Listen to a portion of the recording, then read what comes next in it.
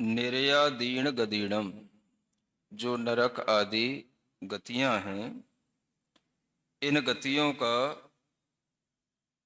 निरय आदि खेत्यम, जो नरक आदि क्षेत्र है, यही हवेर्णीमा नौकम्मम, यही जो है इनका नौ कर्म नियम से होता है।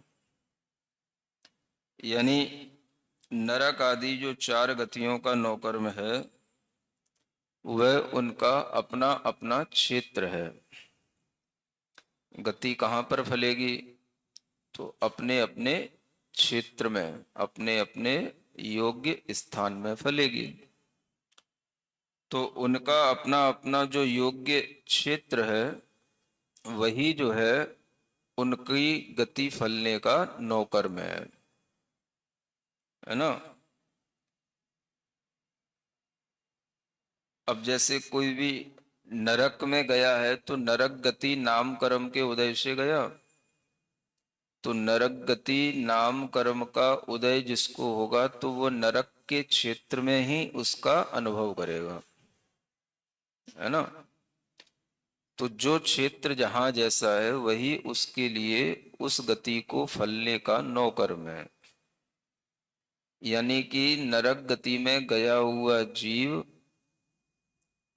उस क्षेत्र के कारण से वहां पर नरक गति नाम कर्म का फल भोगेगा। तो नरक गति नाम कर्म का नौ कर्म वह उसका क्षेत्र कहलाएगा, उनका अपना अपना वो क्षेत्र। यानी सबका क्षेत्र ही होता है जो उसका अपना नौ कर्म होता है गतियों के लिए, है ना। तो जैसे नरक के लिए है ऐसे ही देवगति के लिए है। तो देवगति वाला भी, देवगति जहां पर गति का उदय आएगा तो वह उस क्षेत्र के कारण से उसमें वह सहयोगी पना बनेगा, है ना। तो वह उसका नौकर्म कहलाएगा। यानी वह क्षेत्र ही उस नाम कर्म को, गति नाम कर्म को फलने में निमित्त है, सहायक है, ऐसा समझना चाहिए। तो देवगति वालों का भी अपना क्षेत्र है, त्रियंच और मनुष्य गति वालों का भी अपना क्षेत्र है। तो जिस क्षेत्र में मनुष्य और तिर्यंच रह सकते हैं उन्हीं क्षेत्रों में वह गति उस रूप में फलती है ना। तो क्षेत्र ही जो है उनके लिए यह नौकर्म है, ऐसा यहां बताया गया है। और गति के बाद में जाति आती है, जाइए नौकम्मम, जाति नाम कर्म है। जैसे एक इंद्री, दो इंद्री, तीन इंद्री, चार इंद्री जातियां, पांच इंद्री जातियां, पांच जातियां हैं।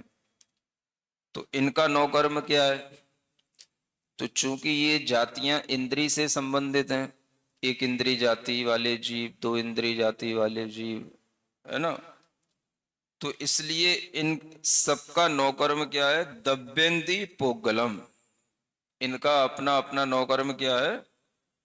जो द्रव्येंद्रीय रूप पुद्गल की रचना है वही उनका अपना अपना नौकर्म है ना। यानी एक इंद्री के लिए जो एक इंद्री की रचना है, जो उनको शरीर मिला द्रव्येंद्री के रूप में, स्पर्श इंद्री की रचना हुई, है ना। पंचेंद्री वालों के लिए पांच इंद्री की रचना हुई। तो रचना हुई इसीलिए वह जो है पुद्गल जो रच गया वही जो है उस जाति नाम कर्म के लिए नौकर्म बना रहेगा, वो सहायक बना रहेगा।